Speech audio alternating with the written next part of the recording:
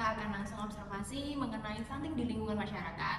Kita akan mendatangkan 2 narasumber dan juga observasi langsung di lingkungan masyarakat. Nah, kita akan tanya-tanya juga nih kepada narasumber kita nanti dan juga langsung door to door ke masyarakat sekitar atau warga sekitar mengenai stunting. Apakah mereka sudah paham mengenai stunting ataukah itu masih kalimat yang cukup awam. Nah, untuk keseruannya bagaimana dan gimana respon mereka nanti bisa dilihat di video selanjutnya.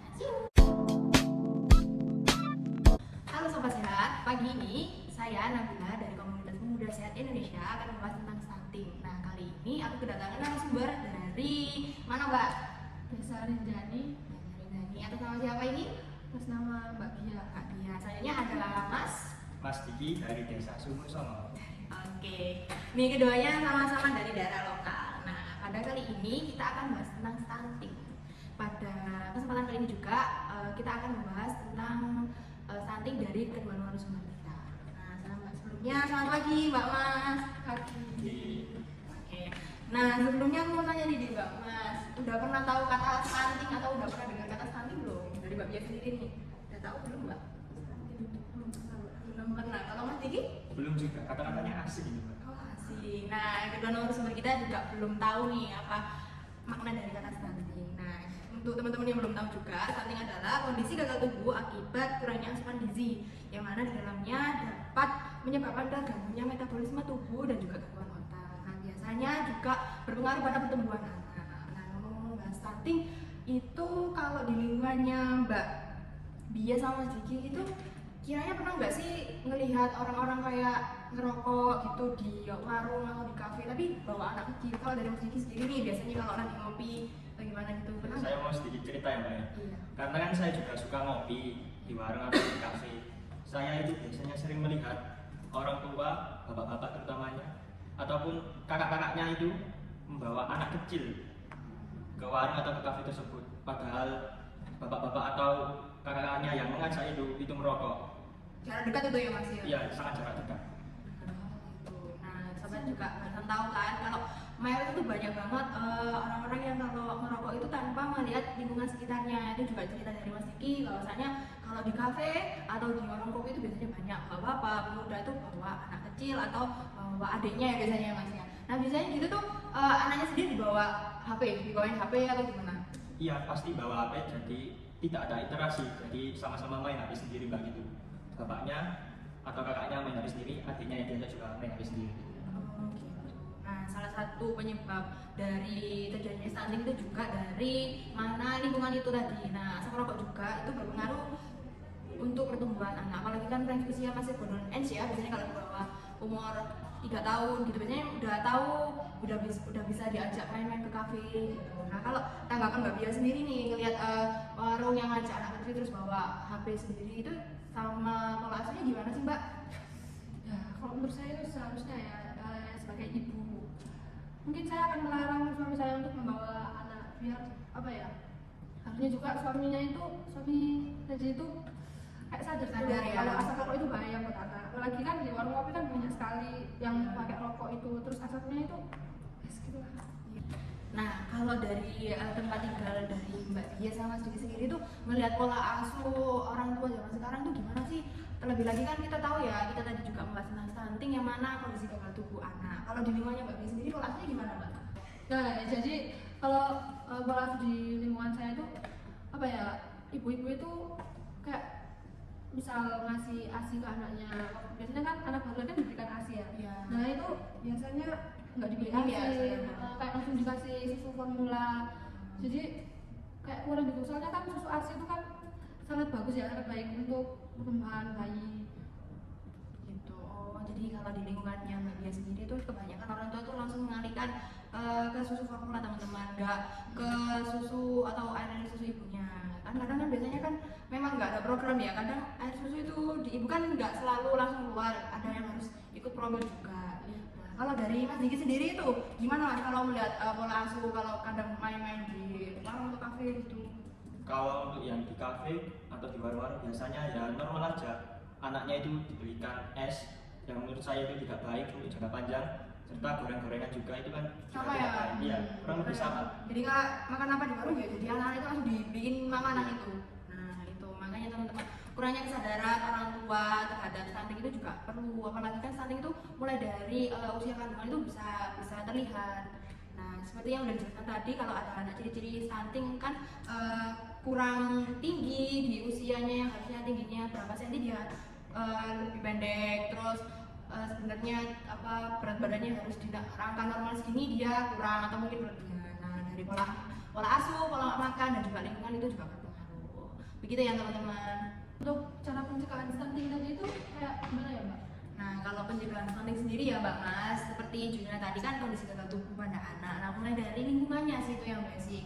Kita harus pemberdayaan pada orang tuanya, pada lingkungannya. Soalnya kalau kita secara personal juga itu nggak terlalu dapat pengaruh. Apalagi kan kalau dari Mbak Bia tadi itu pola asuh sama pola makan itu kan kedua orang tuanya yang harus diberikan teman-teman, apalagi dari dini. Nah, kalau dari Mas Diki juga itu tadi kan di setting kalau di tempat umum ya, di kafe atau warung. Nah, itu mungkin kita sebagai kaula muda nih ya teman-teman, kita harus bisa berani untuk bilang Pak atau Mas, maaf ini kalau misalnya mau main boleh, tapi jangan ngajak anak kecil. Kalau di tempat yang sekiranya memang full asap kan kita nggak tahu ya kalau orang itu tadi apakah ada penyakit bawaan atau enggak. Apalagi kita juga tahu kalau misal perokok pasif itu lebih berbahaya daripada perokok yang aktif. Jadi gitu teman-teman ya. Gitu ya Mbak Bia sama Mas Diki. Oke, jadi itu tadi bincang-bincang singkat kita sama Mbak Bia dan Mas Diki. Terima kasih ya Mbak atas kehadirannya di talkshow kita. Oke, sekian informasi dari stunting kami akan dibahas oleh teman kita selanjutnya. See you.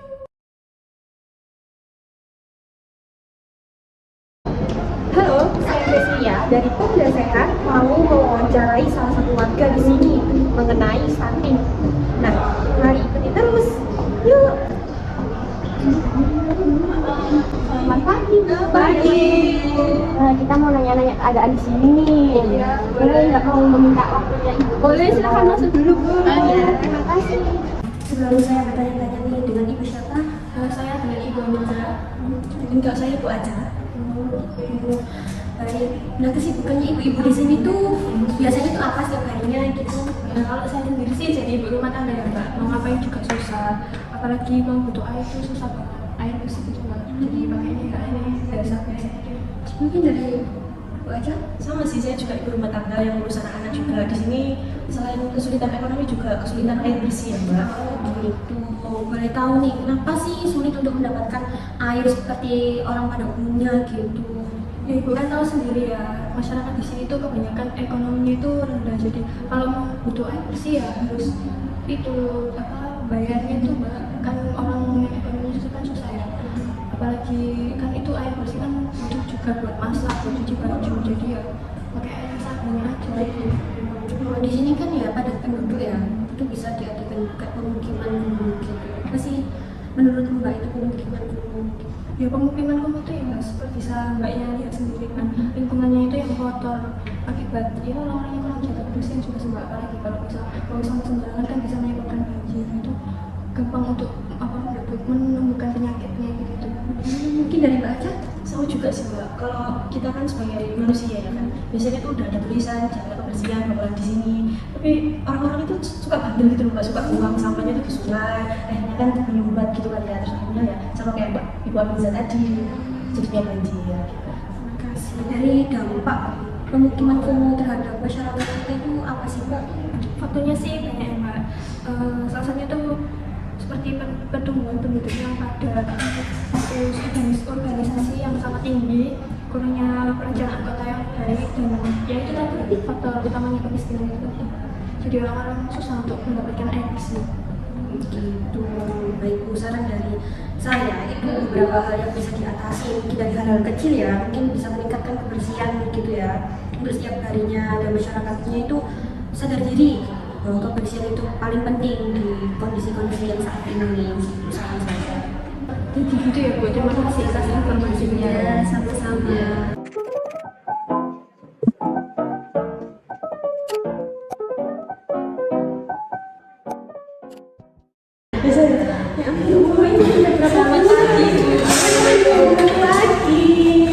Jadi ngapain nih? Ini lagi ngobrol-ngobrol biasa. Jadi Bu, di sini tuh kira-kira sering ada program untuk cek kehamilan apa enggak ada ya? Di sini tuh jarang ya ada program kayak gitu di lain ya, buat check up juga, ekonomi juga rendah gitu ya Bu. Jarang banget gitu. Oh jadi tidak ada ya Bu, tapi kira-kira di sini ada nggak warga yang sedang hamil gitu tapi jangan check up gitu Bu? Ya di sini tuh banyak ya Mbak ya, karena kan suaminya itu dinas di luar kota gitu, jadi check upnya kurang teratur juga gitu Mbak. Karena itu kan bahaya juga ya Bu, kalau misal check upnya itu nggak sesuai jadwalnya, kan nanti takutnya ada kelainan sama suaminya juga, nanti waktu lahir terus pertumbuhannya kan sekarang kan ini banyak itu yang stunting itu punya gagal stunting ya itu, jadi ya kalau bisa ya check upnya itu sesuai jadwal aja gitu. Oh gitu.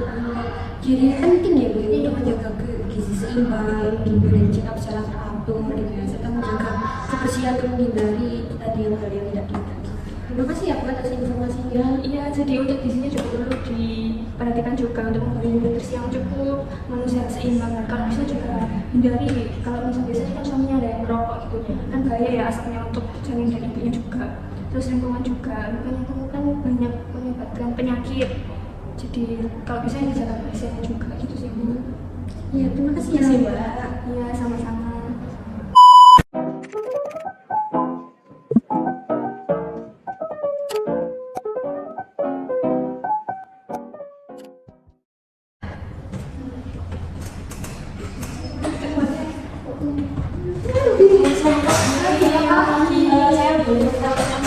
Boleh silakan. Ada apa ya? Maaf ya seperti itu, aku udah bulan buahnya yang ini dengan ibu siapa ya? Saya Ibu Cecil ya. Saya Mbak Mirza. Ya, bagaimana ya Bu kabarnya hari ini? Baik sih, ya gini-gini aja ya Mbak ya. Iya, sama saya juga suka baik. Pagi ini saya akan mengajak ibu-ibu untuk berdiskusi mengenai tentang anak yang suka jajan sembarangan ya ibu. Ibu-ibu tahu nggak sih artinya stunting bagi anak yang suka jajan sembarangan gitu? Gimana sih Bu anak-anak yang ada di sekitaran sini untuk menjaga pola makannya, apakah dibiarin jajan sembarangan atau dibuatkan jajan di rumah gitu, biar anaknya itu nggak suka jajan di luar gitu.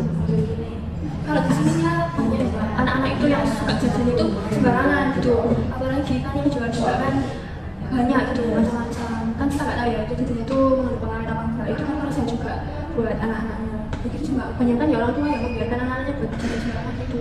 Apalagi anak kecil ya Mbak ya suka jajan yang aduh penasaran gitu, pengen apapun dibeli gitu. Nah ya mungkin kan orang tua kan ngasihnya kan biar anaknya itu nggak nangis atau nggak rewel, biar dia udah dikasih jajan sembarangan gitu ya Bu. Tapi sebenarnya itu nggak baik juga sih buat kesehatan anak-anaknya juga, karena kita kan nggak tahu ya di dalam makanan itu tadi itu terbuat dari apa, ada pengawetnya atau enggak, atau ada zat yang lain, atau ada pewarna.